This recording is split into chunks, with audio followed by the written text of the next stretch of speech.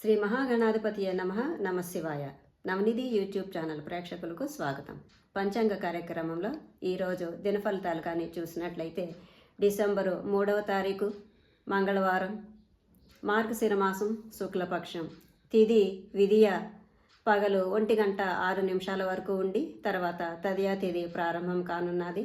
నక్షత్రం మూల సాయంత్రం 4:38 వరకు ఉండి తర్వాత పూర్వాషాఢ నక్షత్రం ప్రారంభం కానున్నది. యోగం శూల పగలు 3:04 వరకు ఉన్నది.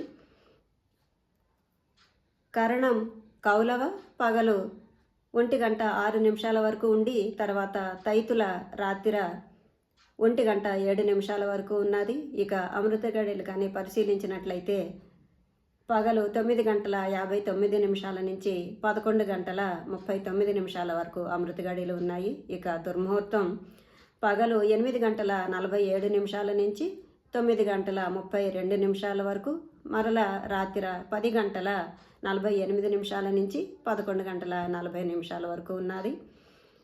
వర్జం పగలు 2:58 నుంచి 4:38 వరకు, మరల రాత్రి 2:27 నుంచి 4:06 వరకు వర్జం ఉన్నది. ఇక నక్షత్రం మూల.